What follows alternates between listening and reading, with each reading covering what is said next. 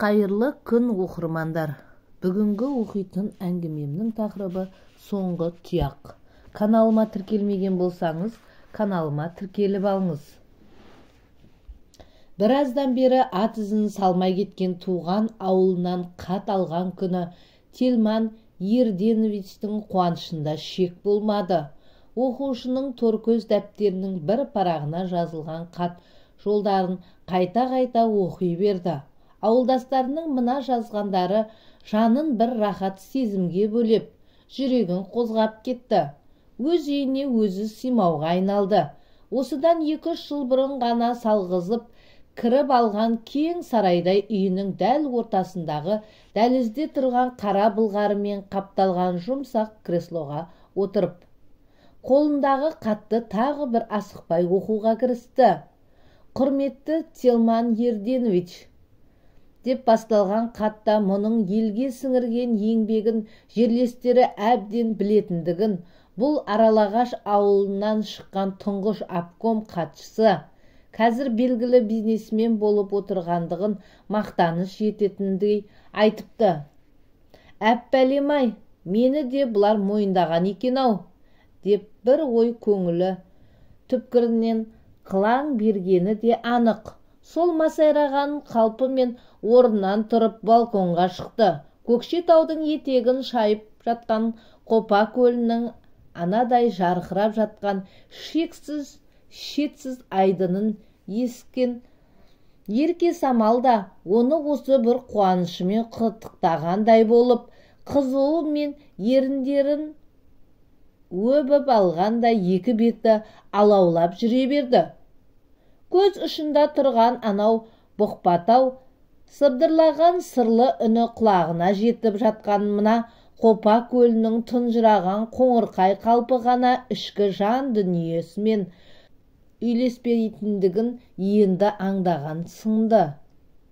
Тельман Ерденовичтің қуаныштан жан дүниесінің астан-кестеңі шығып жатқан осынау бір айшықты сәтінде бұқпатау жасыл желегін неге желпінбейді? Қопа көлінің дір-дір етіп жатқан үркек айдынында ақ шабақтар неге шоршып ойнамайды? Бұл екеуі неге қуанбайды? Неге? Қазір адам баласының бар қуанышы байлығында қалғандығын бауырына жастанып, аяғынан басып жатқан сол байлық атаулының бәрі де солар табиғат аналарының аяусыз талап алып жатқандығын біле берер ме екен? Сол адам баласы танымаса мына бұқпатаудың қойнын тесіп, қопарғыш дәрі салып, жарып алып жатқан тас үгінділерінің етегінен Имантау мен Сандықтаудың ұшар басынан төмендегі кең алабына дейін біткен көк қарағай қайда кеткен? Тельман Ерденовичтің санасын осы бір ойдың жалыны шарпып өткені мұң екен. Дөңгелек жүзі алаулап жүре берді. Өзінен тынысы тарылғандай болып кетті. Ас үйдегі дәрісін ішуге беттеген Тельманның аяғының астындағы еден тақтайлары басқан сайын сықырлап, мұның қадамын ауырсынғандай еді. Таудан кескізіп алған көк қарағайды 4 қырлата салғызған 3 қабатты мына үйдің едені бұрын-соңды бұлайша сықырламаушы еді ғой. Орманды отау, орманды өртеу соңғы бірер жылдың аясында жиілеп те кетті. Ит тұмсығы өтпейтін қалың жынысты көк орманға біреулер әдейілеп те от салады деп жүр. Өйткені сол от жалған орманның ағашын кесіп алу әрі оңай, әрі арзанға түсетін көрінеді. Сау орманды ешкімнің де отатпасы анық. Аңдыған қорықшы, бақылап жүрген орманшы атаулы алғызар емес. Ормандағы ағаштың өзін мол табыс табудың көзіне айналдырып алған әккілер сол өртті де өздері салатын болған. Көкейлерін көк ақша тескендер көк желектің онан қалды сол орманды мекен етіп жүрген аң мен құс ұшқан құстың да обал сауабынан сескенуін қойып алған. Қазір жалын бұтағы мен қабығын ғана шарпыған қарағайды тезірек кесіп алуына орманшылардың өздері асығады екен. Жапырақ жансыз қалған ағашқа құрт түседі екен де, ол індет сияқты тез жайылып кететін көрінеді. Бұған жол бермеудің бір ғана жолы орманды отау керек. Сол кезде Қап тауының баурайынан келгендер Қаптайды айгеп, өктем сөйлеп ширақ қимылдап, қаладан алып келген орман отаушыларының қолдарында бір-бір моторлы ара ұстап ап, көк қарағайды аяусыз сұлатады.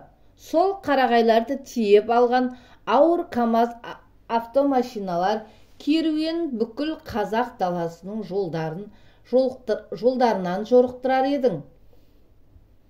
Туған елінен алған хаттағы жалынды әрі жан тебірентерлік жылы сөздерінің әсерінен әлі де айыға алмай жүрген Тельман енді аяғының астындағы еден тақтайларының сықырлаған үнінен шошуға да айналды. Ұзақ жылдар басшы қызметінде жүрген шағында Мұса дейтін шешен жігітіне талай бір қамқорлығын жасап еді. Қар түссе қазақ ауылдарынан жылқының ұрлап, бірінікін біріне сатып, соны кәсіпке айналдырған. Мұса ана бір жылдары қолға түсіп, абақтыға қамалып, сотталайын деп жатқан жерінен өзінің аман алып та қалғаны бар. Ой аға деген таза қазақ тіліне сөйлейтін Мұса бір кеште Тельманның үйіне келіп, мына жақсылығыңыз Алладан қайтсын, жаным тірі болса мен де қайтарармын бір. Қазақтан оңды, қазақтан асыл халық жоқ деген сол жолы Мұса көңілденіп отырып, атаңа нәлет Сталин менің аталарымда ақпанның ақ бораны соғып тұрған қыс ішінде осы қазақ даласына әкеліп шашып тастаған жоқ па еді? Талай үсіп өліп қардың астында қалды ғой. Біздің атайды бір қазақтың шалы үсікте ұрынған жерінен үйіне алып келіп жылтып, есін жинатып, қыстатып, өлімнен алып қалса, енді міне сіз де мені бір өлімнен алып қалып отырсыз.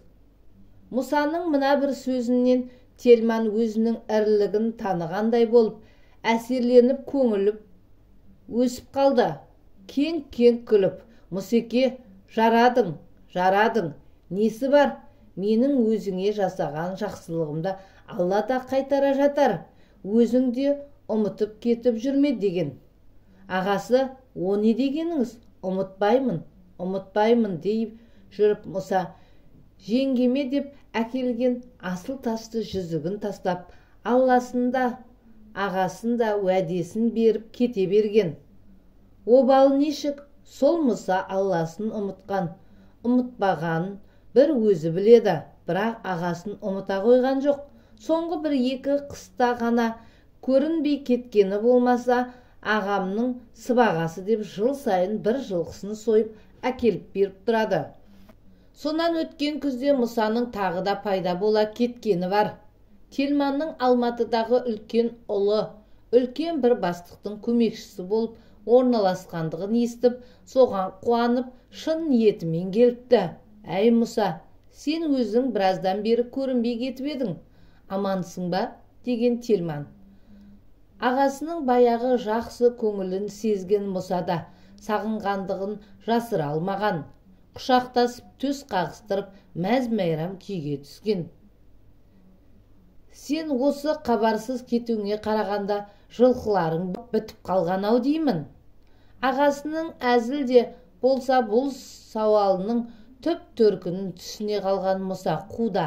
Рас айтасыз, бірақ менің емес, анығында қазақтардың жылқысы азайып қалды. Сонан соң да ғой, қазанға салар ештеме әкеліп бере алмай жүрмін, деп қарқ-қарқ күлді. Қойшай, талай қырғын болса да, қазақтың қолынан да, қалтасынан да қыл-құйрығы кеткен жоқ еді. Ағаңды өзіңнің Ұмытып кеткеніңді бе бұл?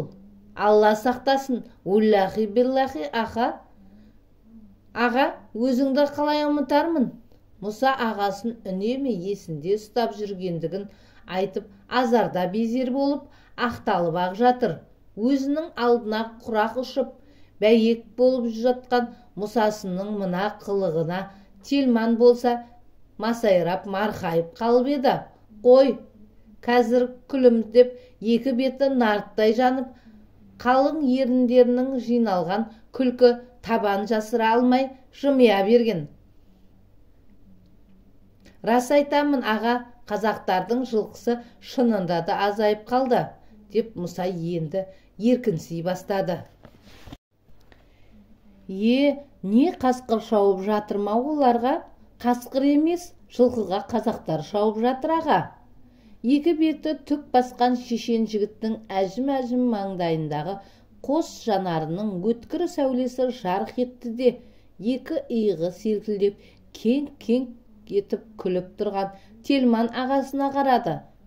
Аға, күлмеңіз бұған. Мұсаның қатқылдау шыққан үнінен секем алған Телманның күлкісі ізім-ғайым жоғала қалды. Күлмеңіз аға, ауылдағы қазақтардың малына да, жылқысына да қасқырдан бетер адамдардың шапқаны опат болды. Мұсаның айтқанындай, бұл күлетін жайт емес еді. Соңғы уақытта қазақ ауылдарындағы мал ұрлығының етек алғандығы соншалықты жұрт енді мал ұстауға да қорқа бастады. Ана бір жылдары қала іргесіндегі бір ауылда тұратын жалғыз басты әйелді қарақшылар аяусыз өлтіріп, қорасындағы бар малын тиеп алып кеткенінде бар.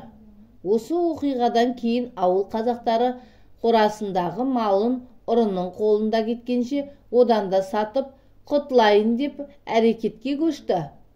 Сатқанда да тұздығы таттырлықтай баға болса бір сәрі еді-ау. Бір тоқтының құны таңертең кисең кешке жылығы түсіп қалатын базардағы қытайлық етіктің нарқына да жетпейді ғой шіркін. Жылқы жарықтық азаймағанда қайтсын, деді Мұса. Мысы басылып қалған ағасына. Ойбай-ау, деді. Қызбалыққа салынып, бұрын осы сіз соғымға деп жылына бір-ақ рет жылқы сойып алушы ма едіңіз? Иә, ал енді қараңыз, жылқының етін қазір сіз күн сайын жеп отырсыз ғой. Көкшетаудың базарындағы сөрелерде қысы-жазы қайысып та, қарайып та жататын жылқының мол етін бұрын-соңды қашан көріп едіңіз? Ауылды сорлатып малын тонап жатқан ұрылар да, жеп жатқан жемқорлар да өзге емес қазақтардың өздері. Иә, манадан бері мына шешен жігіттің айтқандарын басын шұлғып мақұлдаудан басқа амалы қалмай отырған Телманның көңіліндегі манағы қуаныштың ошағындағы отында Мұсаның соңғы бір ауыз сөзі су сепкендей әсер етті. Тұла бойы мұздап сала берді.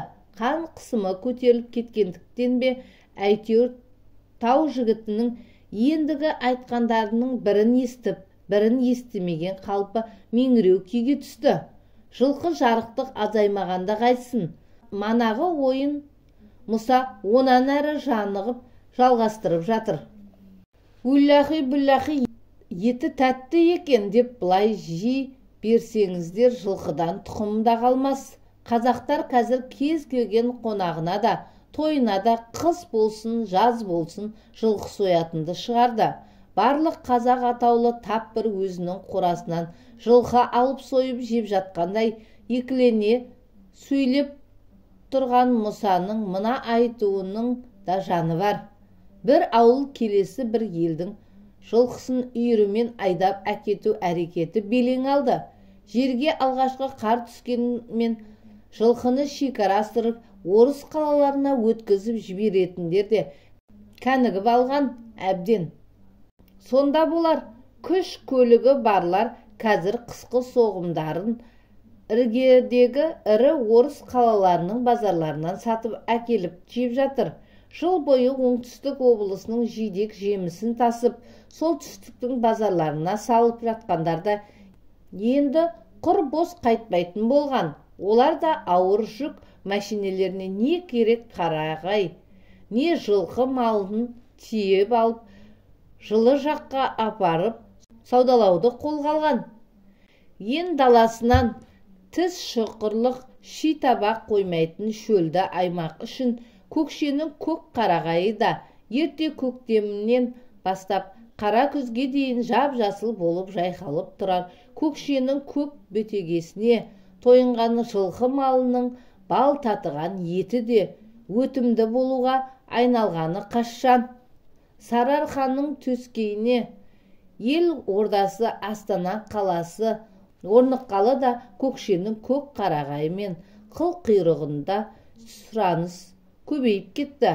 Қарағайды үй салғызбаса тынысы тарылып, ұйықтай алмайтын және көкшенің семіз жылқысының жал жаясын жемесе ішкендері ас болмайтын қалталы шенеуліктер қаптағалы орманға да малға да кесел тигендей болды.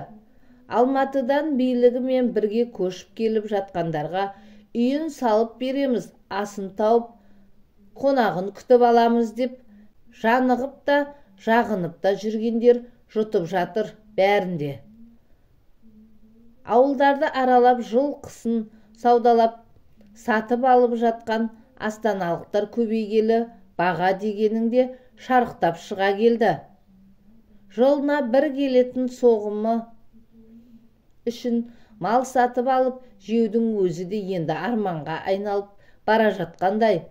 Байлығына масайрап келгенде бәрінің даңқын бірі көміп кете бергетіндер қазір өздерінің не бір дәмнен сынсыған дастархандарына көкшенің жылқысының етін тартуды да мерей санайтын болған. Жарықты қазанға салғаннан-ақ иісі бұрқырап шыға келетін семіздің бабымен піскен жал жаясы мен қазысын кертіп жеп ықылық атып отырған қонағына. Биылғы соғымды да көкшеден алғыздық деп бір айтып қалмаса беріп отырған асының берекесі кірмейтіндей лепіретін тоқ көңіл. Ойбай-ау, әлгі байсымақтарды айтамын деп Мұса онан әрі қызбаланған. Еркек малдың етіне мұрындарын шүйіре қарайтындарын қайтерсің? Бәрінің де іздегендері ет дәмді келетін ұрғашы мал. Союға бәріне де байтал, бесті бие керек. Үйірдегі түсіп құлындайтын малды сойып жеп, жылқысын өсімсіз қалдырып жатқандықтарын қала қалталылары ойлап та жатқан жоқ емес пе? Осының бәрі бір демен мүдірмей жеткізілген. Мұса, қазақтардың қазір қатындары да жылқысы да қысыр қалып жатыр. Өсім жоқ деп екі иығын селкілдеп қою қара кірпіктерін жиі қағып қарқылдап күліп алды. Әй, не деп кеттің осы сен деп манадан бері өзінің жан дүниесінің тыныштығын бұзған ауыр ойлардың салмағын мен езіліп есеңгіреп меңіреу күймен мәңгіріп отырған Телман отырған орнынан тұра берген. Сіз бұған намыстанбаңыз, айғыры жаман үйірді қасқыр алмаушы ма еді, Телман Ерденович? Бар қазақтың қазіргі күйін сол қазақтың осы бір мақалымен-ақ түйіп өз тапқырлығына өзінен өзі масаттанып тұрған Мұса ішегі қатқанша күлсін ай кеп. Көзінен аққан жасты қол орамалмен сүртіп жатып, ал аға, мен қайтайын енді.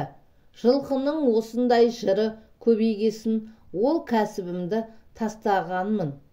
Әлде қашан, қазір ағаштан үй бұрап, соны сатумен айналсамын. Қазіргі өте тиімді, өте ақшалы кәсіп бұл. Бұйырса сізді де мына тар үйде отырғызып қоймаймын. Қаланың ортасынан ойнап тұрып орын аласыз. Болды, ағаштан жаңа бір үй тұрғызып беремін. Оның іші сыртын бар ғой, европалық үлгімен жасандырамын. Әлгі Алматыдағы інім де жора жолдастарымен келе қалса, әкесінің хан сарайында үйінде аунап-қунап жатуы керек қой. Мұсаның ағаштан жаңа бір үй тұрғызып беремін деген сөзін Телман анық естіп еді. Күңгірлеп бітеліп қалған құлағы да ашылып, жаны да жадырап сала берді. Аралағаш ауылының бас көтерер азаматтары әр жерде тұрып жатқан жерлестерінің бәрінде тізімдеп, бәрінде туған елдеріне шақырып, жазған хаттарын аудан орталығының поштасы арқылы жөнелткеннен кейін дайындыққа кірісіп те кеткен болатын. Күлтөбенің басындағы күнде жиын енді осы ауылдың көшесіне көшкен. Ауылдастарының басын қосу ісіне ұйытқы болып, сол істі ұйымдастырушылардың бірі Жанат еді. Ұзын бойлы ат жақты Жәкеңнің қызыл шырайлы өңіне сән беріп тұрған күміс сақалымен қырау шалған басы болмаса, жас шамасы пайғамбар жасы дейтін мөлшерден енді кетіп барады. Телман екеуі бір жылдың төлдері, құрдастар. Екеуі мектепке де бірге барды, бірге оқыды. Қойшы әйтеуір бұл екеуінің бір елдің топырағынан жаралғандарын бастап, өмірлері де ортақ бір мүдде, асқақ арманмен жалғасқанды. Бейкүнә сәби күнгі сол адал армандарын күйіткі тіршілігі есеп бақсыздыққа бұрып ұласып жатса, бұл да қасірет екен. Ауылдағы 8 жылдық мектепті аяқтаған кезде Телман болса Көкшетаудағы институтқа кетті де орта білім алуын онан әрі жалғастырды. Жанат болса Бурабай маңындағы Қатаркөл кентіндегі ежелгі оқу орнының мал мамандарын даярлап шығаратын техникумға түсті. Жанат та Көкшетауға барғысы келген. Телман досынан ажырағысы жоқты. Балам деген бір күні әкесі, көзімнің тірісінде бір мамандық алып ал. Бір әулеттен мен жалғызбын, менен сен ғана өсіп отырсың. Сен менің балам ғана емессің. Арқа сүйеп жүрген ағам да сенсің. Тірек етіп жүрген інім де сенсің. Үнсіз қалған әке жанарына қарап еді, қою қара қасты қабағын түйіп алған қалпы, кеудесі көріктей көтеріліп барып ауыр демін алды. Қашан болсын жатаған там үйдің төрінде жасаулы тұрған шағын дастархан басына отырып, ауқаттанып алғасын сол араға қисая кетіп, біраз жатып тынығатын.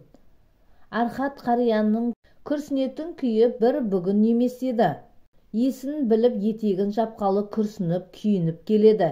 Кедей-кепшікті жарылқаймын деп атқа қонған шолақ коммунистерден ақ теперіш көріп бақты. Кеңес үкіметі орнаған кезде әкесі Жаңабатыр қажының мал-мүлкін кәмпескеге бір түссе өзін жер аударды.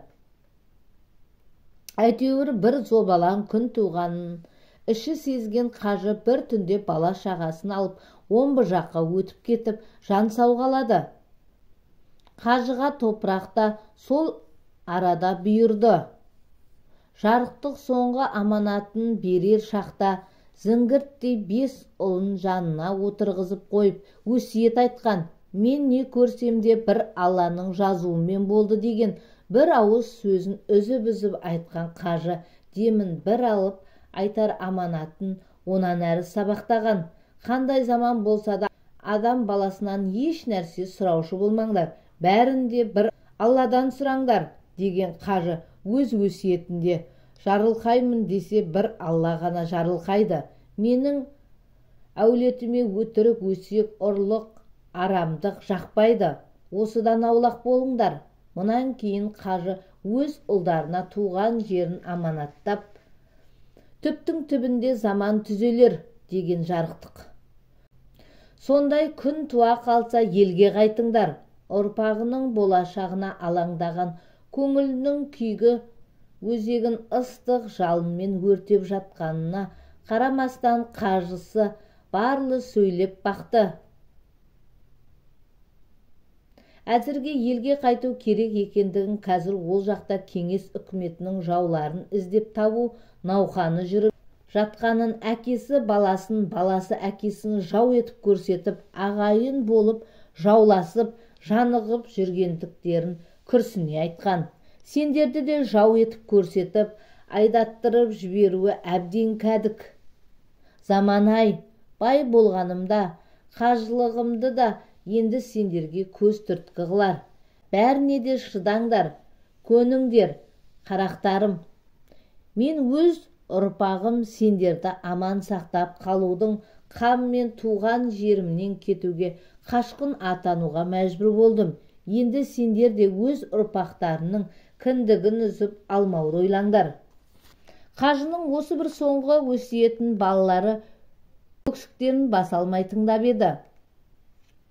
Заман-ай, ыдыс-аяғы жиналмаған дастархан жанында шалқасынан түсіп демін алып жатқан арқат шалда қажы әкесінің осы бір ауыз сөзін күрсіне есіне алды. Өз заманының хаты бір иіріміне тап келді ме?